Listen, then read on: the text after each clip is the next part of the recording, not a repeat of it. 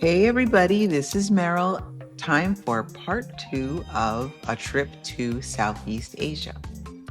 Part 2 is I got to go to Laos. Now, right off the bat, the name Laos is how we say it in the United States. Over there, they say Lao. We left Thailand and took a small propeller plane to Laos.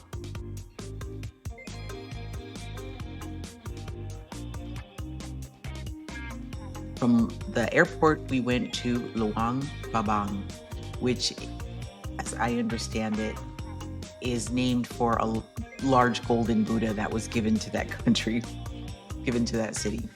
So it's named after a Buddha statue.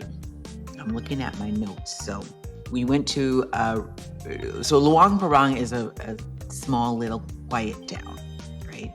Lots of people on scooters and motorbikes. It's super hot, just like everywhere else over there. No different. We got to walk around the town and just look at like the street food scene and things like that. They, on the street food tip, they have fried fish on a stick, there's water buffalo, there are fruits and vegetables, there are all manner of water animals and fare because it's right on the confluence of two rivers, the Khan River, I believe, and the Mekong River. Beautiful little town, quiet, tropical, hot. So we walked around, we saw kind of the street food scene. They also have, lots of French influence things. So baguettes and beignets and things like that. The stuff you wouldn't quite expect. At least I didn't. And I developed right there in Laos an appreciation for something of what life must be like for the people that live there. One thing I noticed was there were no black dogs. There are dogs on the street, roaming around, people's pets, and probably some wild ones that are roaming around. Not a whole lot, but some. But what I noticed was there were no black dogs. There were brown dogs and white dogs and short dogs and taller dogs and curly dogs and straight-haired dogs, but no black dogs. And I kept kind of like puzzling on that. Like, that's curious because really, black dogs are super common. Black is the default color, for dogs and cats. And TBH, I saw no cats at all. So that made me wonder. And every now and then I would say, there's no black dogs here. Where are black dogs? Nobody really answered that for me, and it's probably something I thought I should investigate further. So I kind of tucked it in the background there. And when I came home, I looked it up just to see why would there be no black dogs? What is the thing there how did black dogs not make it to Laos? And one of the things I read was black dogs are considered the tastiest. Which makes me, just takes me on a whole nother path. As I said before, the people in that part of the world have had wars upon wars waged on them, internally, tribes upon tribes, and externally, countries coming in, crossing their borders, there to take whatever they can take. Those areas are rich in minerals and precious metals and just all kinds of things. And the French were there for 100 years total as a colonial power. And what those people must have endured under that, I can only imagine. So part of it was that, when people are trying to survive, they eat whatever is available. And if it happens to also include animals that maybe other countries would find objectionable to eat, well, you deal with that because those people are trying to survive. In Laos, they also eat insects. So silkworms, wasp larvae, red ant larvae, crickets, and tarantulas. Food-wise, they eat snakes, water buffalo, beef, fish, anything that comes from the river. So people adapt to survive.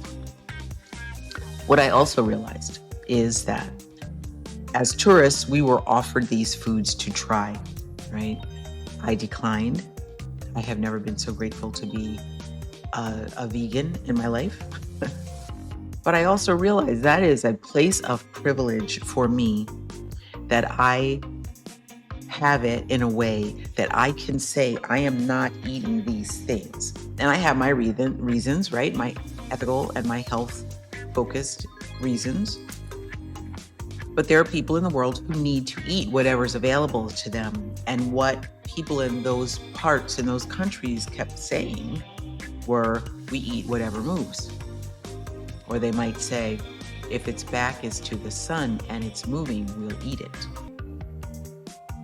Now that's saying something. That is a testament to people's desire to survive and adapt to their situations and feed their children and come out breathing on the other end of it. So hats off to you people of Laos, Cambodia, and Vietnam, and probably Thailand too. I didn't notice it there because I just gotten there. But yeah, hats off to you folks, because that's something. That is something. I remember that, this is a weird flashback I'm having, but the Indiana Jones and the Temple of Doom, if you've ever seen that movie, where the people are eating bugs. And it's so, for the American population to see that, and those movies were made for Americans, of course, to see that is like horrifying. But that is literally not at all unusual for people in those parts of the world. So, like I was saying, it's a place of privilege that I can come from to say I'm not eating those things. But I have never been faced with starvation either. So, no judgment for what you got to do to survive. Anyway, back to the rest of the story. We did a couple of boat rides on the Mekong River. The Mekong River, so it was rainy season, and the river was very full to the point of like some of the taller trees were submerged close to the river bank. Lots of submerged trees. And the water was very muddy. So that had to do with the rain. When it falls in the mountains, of course, and flows down the side of the mountain and washes into the river. And that made the river muddy. There's also a lot of deforestation happening over there. People building and, trying to make the most of whatever they can, just like they are everywhere else, sadly. People trying to make money. A lot of it is going to developers, like we were told Chinese developers buying or leasing large lots of land, and they're putting up casinos and things like that, hotels on the river. So large swaths of land cleared of trees. And then, of course, the earth is laid bare, and if it rains, well, there's nothing to hold the dirt back, so it goes and washes right into the river. So that made the river muddy and high. One of the river trips that we took was to a cave, a temple by the side of the river in a cave. That was called the Pak O Cave, and I may be mispronouncing that. I am sorry if I am. It was a little cave that we got to by boat. And in this cave, you have to kind of like be careful as you go up the little walkway and up the stairs and into the cave. And the cave is filled with hundreds, if not thousands, of small statues and larger statues, actually some 3 feet, 4 feet tall, of the Buddha. It has a prayer mat in front of the largest image of a Buddha, and people go there and put, give offerings, burn incense, give flowers, ask for help, blessings, prayers, intercession, just help me out kind of prayers, intercessory prayers. It was a very moving place. It's been there for a long, long time. There's a little bit of Hindu imagery and statues in there. Amazing, amazing. Our tour guide did do a prayer in front of the larger Buddha, and we were able to walk around and take a lot of pictures. That was very moving, to say the least. One morning, we went to visit a school in one of the rural areas. School wasn't actually in, but the children were there to register. And just coming to school to register, they were in their uniforms, like proper school children who have been influenced by European forces. Very cute kids, very energetic. They were learning English. They were learning songs, and they're reading and writing and mathematics and things like that. Really, really, really cute. They did a couple of little dances for us, and we played some games with them. So that was a lot of fun. That village also, we visited I'll call it the mayor of the town, as well as one of the, if not the head of the Communist Party in that town. The people of Laos are not allowed to have weapons, which impacts what they eat, right? So out in the rural areas where there's not a store readily available or anything like that, people are making do, and they're scrapping for whatever they can get to eat. And since they're not allowed to have weapons, they have to devise ways to capture whatever they're going to have, right? So they do fish. They have fishing nets, and they catch fish, and that's a great thing. Since they're right next to the river, that is one ready source. They also have traps for rats, and they have little crossbows, and they hunt that way. They go out into the forest, and they trap and hunt for food. So we got to see what their traps look like, and we got to test out a crossbow, homemade crossbow. They also make other kinds of weapons. They're not allowed to have guns. All their guns were taken and given to the government. But we did meet a gentleman who was making machetes out of strips of metal. So we would heat up the metal, and he's a blacksmith, right? And he's pounding on these metal strips to make machetes, and he put handles on them and sell them. So much of what we saw the people doing there for their livelihood, they weren't making a lot of money, right? Their pay, let's just ballpark it. Let's say you pay a total of $10 for your raw materials, and by the time you spend all day banging that into a machete or two, you can maybe double your money. You get $10 back. So lots of effort for not a lot of return. We also went to dinner at someone's home. That was really interesting, and that's where our travel mates tested out wasp larvae and crickets. I declined. But we did have stir-fried vegetables. Always for me, there were stir-fried vegetables and sticky rice or jasmine rice, noodles, soups, salads. Great stuff, can't argue, and fresh food. And then there was always water to drink, which was great. Most of the people over there do eat tofu, and they are eating, soy sauce and things like that. I did not, because I can't tolerate those. So that's what it is.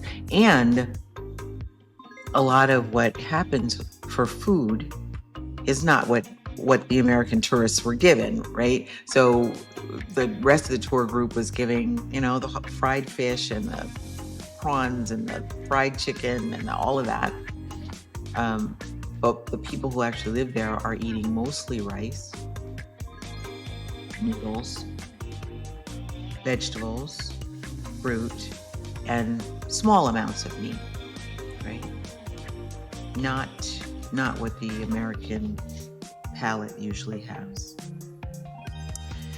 We at one point took a trip by high-speed train to Vientiane, and that was, high-speed train, so built by the Chinese and putting Laos in deep debt because the Chinese fronted the money for the train. So when the Chinese built this high-speed train, and it's a great train, beautiful, well done, bravo, through mountains and, through amazing feat of engineering. But they have to be able to pay back the debt on that in a certain number of years, or they forfeit a large chunk of their country, if not the entire country. So that is something. Once we got to Vientiane, we went to a puppet show, which was a lot of fun. And it showed, it was a puppets, but very large puppets. They're not these like little Muppet things or, little hand puppets. These are large puppets. Some of them full human-sized puppets. And a lot of that had to do, with, it's a cultural event. And sometimes actually, so we were allowed to go because the government officials were not going to be there. So it's something that's well used and well respected. We got to visit quite a few temples. That was one of the major draws of this trip for me. And being a practicing Buddhist, I've never been in a Buddhist country. I have grown up around Judeo-Christian ideology, symbology, and beliefs my whole life. So this was pretty amazing to me to be in a country where the greeting goes with a bow. And, to be told there's different levels of bowing depending upon your relationship with the person or the person's stature in life, right? In Thailand, the major symbol, in fact, it's a symbol of the royal family, is a bird that is associated with Hindu mythology, right? In Laos and Cambodia, the symbol is a snake. And that's associated with, the snake is called Naga, and it is the snake that, seven-headed snake that protected the Buddha during a rainstorm in one of the stories about the Buddha's life. So in the temples, you'll see images, statues, carvings of snakes with seven heads. They might look pretty fierce, but actually they are there protecting the population and the congregation. In one of the temples, we were talking with the abbot, call it the head monk, small temple, and he was saying how, there aren't very many monks at that particular temple. And this was in a small town by the river where we met, a lady making rice cakes and another lady making peanut crackers. And we also talked to the people who were, showed us how they made their crossbows and how they trap rats and whatever. At that temple, the head monk was saying that every year they rewrite the Buddhist scriptures, the Buddhist Bible, and it's written on palm leaves, real palm leaves, and it's handwritten in Pali Sanskrit, right? So each leaf is maybe, I'm going to say 2 inches wide and maybe 15 inches long or so. And these, the monks write the scriptures. As he was describing that, I looked across, I don't know, it's maybe 20 feet away to the tour guide. And I said to the tour guide, really just mouthed because it's 20 feet away. I wouldn't have yelled. I just said, I want one of those. And the tour guide was able to read my face and my mouth and turned to the head monk and asked if he had any of those scriptures laying around that they weren't using. And the head monk said yes. The tour guide said one of our travelers would like to know if she could have one. The head monk said yes and presented our tour guide with one of these sets of scriptures. There are about, I think, 11 palm leaves written on both sides in Pali Sanskrit. You can see the pictures of those, beautiful. And I have them now, they're in a frame shop where I am going to have them framed and preserved because that is just so beautiful to me to have that. I would love to know where a person goes to get a Buddhist Bible. Is that a whole Buddhist Bible?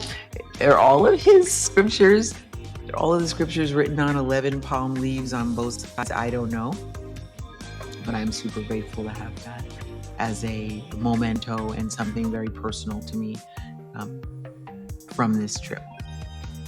At that same visit to that town, we got to try these different little snacks that the people make and sell. Like I said, one of them was rice cakes. I didn't try those because they were rice that was formed into little bowls or dishes, kind of, and fried in lard. So I did not have those. They also made peanut crackers. We did have those. I brought them home and my beloved daughter ate them.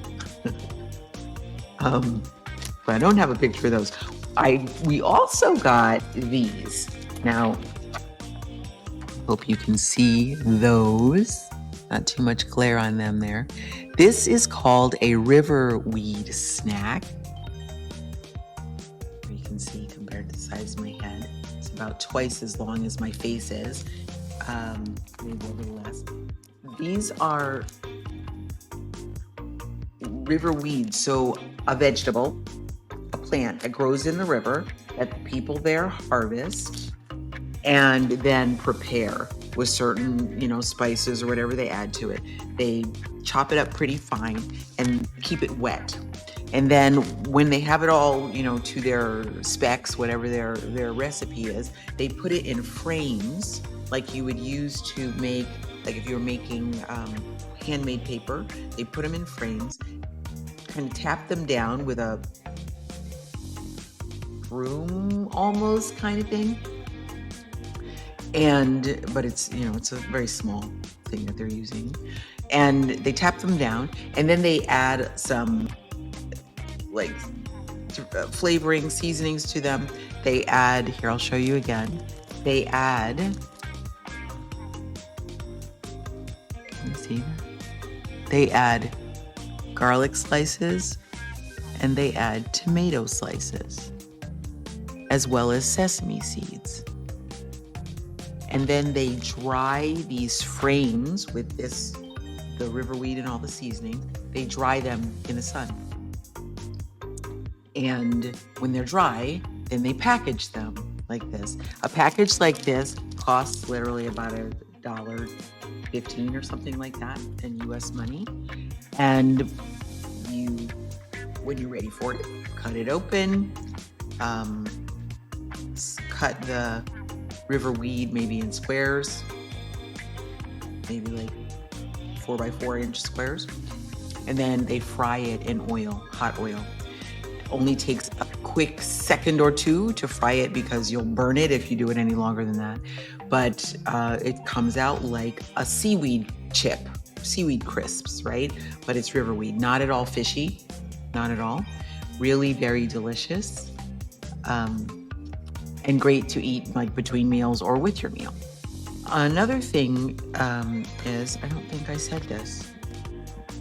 One of the days we gave alms to the monks. So we got up really early in the morning and there's still temple dress, so shoulders covered, no plunging necklines, no tank tops, and you keep your knees covered, You're not wearing leggings or anything like that. This is very respectful kind of dress, because the monks, first of all, the tourists or the people in the town, who's ever going to be giving alms, sits along the side of the road with whatever you're going to give monks, and we're giving food. We had buckets of sticky rice. The monks come walking down the street in a line, dressed in beautiful marigold-colored robes. Beautiful.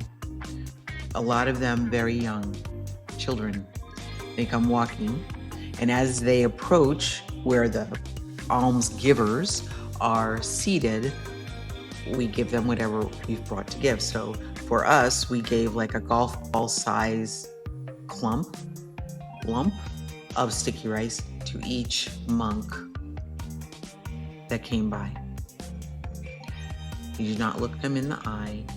You're not trying to speak to them. It's a silent event, and you're just giving food for them to eat. At the end of the procession, and there's, 7 different temples in that little area, and all of them come.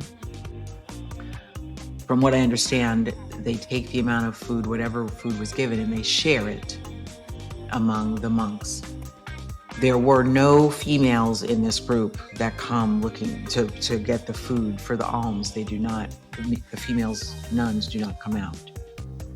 That's one thing I would have loved to know, is what is the nuns life like in a monastic setting. But the nuns don't come out, so we didn't have a chance to speak with them about it. So all the food is collected, and then it's shared among all of the monks and nuns, and everyone does get to eat. So that was a pretty moving experience. One of the things I learned in Laos was about preparing a delicious dressing for stir fries and vegetables with rice. Or noodles with rice, for that matter. Or maybe just either one of those by themselves. It would also be great. I've looked a long time for how do I prepare a stir fry that's really, really tasty, And I don't use soy sauce because I have that blasted sensitivity to soy. So what do I put? I've tried the Chinese 5-spice. That doesn't make it. I've added whatever I thought I could add. Ginger, yeah. Sesame oil just drips, okay. It's never been fabulous, right? Never really hit the right notes for me. But in Laos, I was introduced to a dressing for stir fries that you use after the fact. So you cook your stir fry however you usually cook it, right? Whatever your favorite seasonings are. And then add this dressing. So there's a little video about that. 5 ingredients, super easy. Mix it up to your taste preferences, and you got it. Anybody can do it, right? So that video can go right here. Now, this is the sauce or the dressing that I used a lot while I was in Southeast Asia. Certainly make it to your own taste and to your own style. It has 5, I think, we'll count them, components, and they're super simple and readily available. One of the components is salt. I'm just using some gray sea salt that I have here at the house. I'll put some of that in a jar, in a dish. This is Kampot pepper, which is native to that part of the world. It's a black pepper. This one says, the one I just showed you says whole red, but I'm using black peppercorns. They're whole peppercorns. And I do believe they are available elsewhere. You don't have to be over there to get it. These are Thai red hot chili peppers. Not much. You don't need much. We'll just put a little bit there. Now, kind of what you're seeing here, these 2 little containers, this one and this one, I carried with me most of the time I was in Southeast Asia, just because I could. And then I had it when I wanted to use it. Although this combination of things is readily available over there. Anytime I went to a restaurant or in the hotel, I would just ask for these things and they were right there, okay? Fresh lime, and we'll just use kind of a half a lime. And you can cut it in quarters or cut it however you want to cut it, it doesn't matter because you're going to squeeze it. And then fresh garlic, right? Now over there they have a variety of garlic where the paper or the skin on the garlic is very soft and you don't even really have to peel it. This is typical American garlic, so I'm peeling the skin off, and most of the skin I had already removed. And the garlic, you're just going to take the hard end off, remove that, and then you just rough chop it. Or you could put it through a garlic press if you're so moved. That is also okay.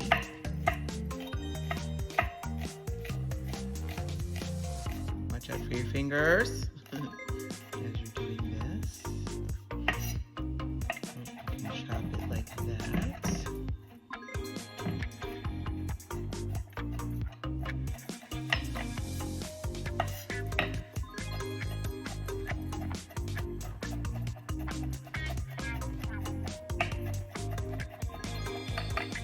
Really that easy.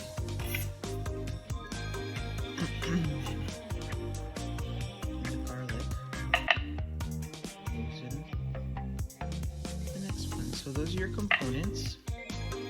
5 ingredients: black pepper, salt, garlic, hot chili if you like that, and lime. And then you make that in a way that makes sense for you.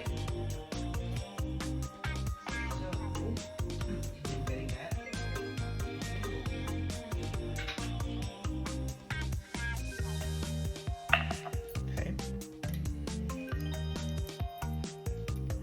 It doesn't matter what order you start with. I'm just going to put some garlic in here.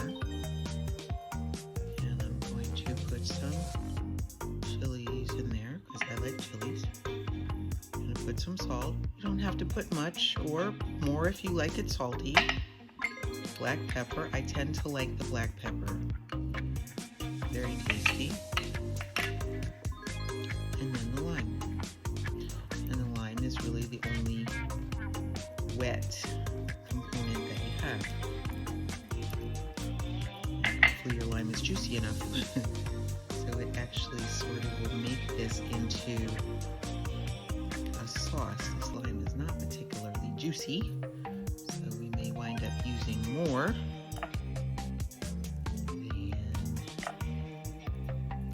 Than this little half a lime. This little half a lime hardly has any juice at all.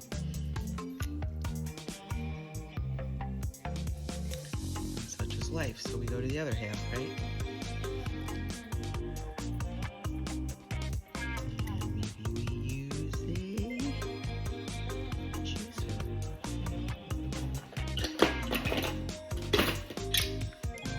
Handy. Let's see if this will make a difference, huh? Yes, well that helps some, doesn't it? There. And then we stir it.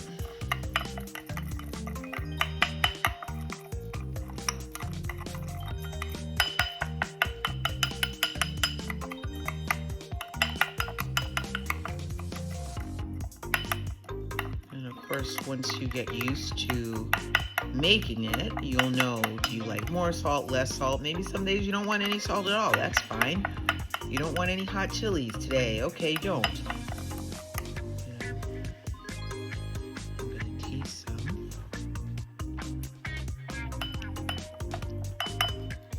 That's pretty good. Right there. Maybe I would add more lime, only because this lime is about dried out. So maybe I would add more lime if I gravy. This is a sand lime. All right, and stir it around some more. And that sauce right there, made to your own specs, is great on stir fry.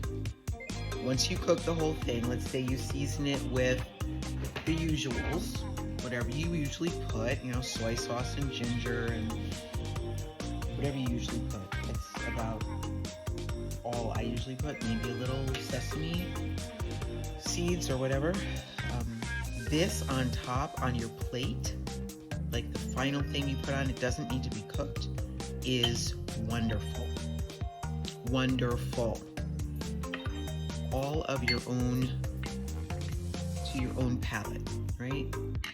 So by all means, I want you to try this. It's just lime, black pepper, salt, rough chopped garlic, and some hot pepper, if you're a hot pepper person. If not, leave it out.